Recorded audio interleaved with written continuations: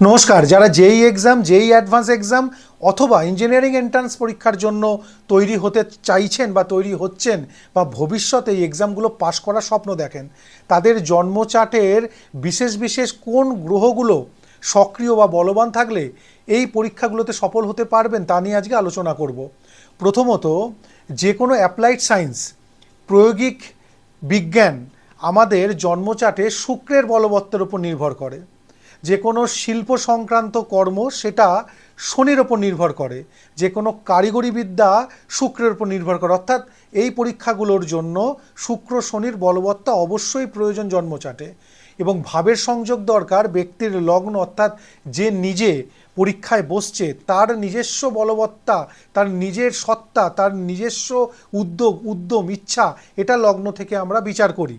তার সাথে অ্যাপ্লাইড বা কোনো প্রায়োগিক বিদ্যা কার্যক্ষেত্রে প্রয়োগ করার জন্য পঞ্চম ভাবকে আমরা গণনা করি, অর্থাৎ লগ্ন পঞ্চম, এবং তার সাথে উচ্চ বিদ্যা অর্থাৎ নবম ভাব। অর্থাৎ লগ্ন পঞ্চম এবং নবম ভাবের সাথে শুক্র শনির বলবান যদি সংযোগ থাকে, তবে যেই বা যেই অ্যাডভান্স পরীক্ষাগুলোতে সফল হওয়ার কিন্তু সম্ভাবনা থাকে।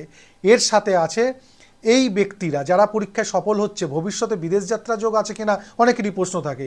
তার সাথে 12 হাউসেরও সংযোগ দরকার। ভালো থাকুন, সুস্থ থাকুন। ভিডিও ভালো লাগলে লাইক শেয়ার করুন। নমস্কার।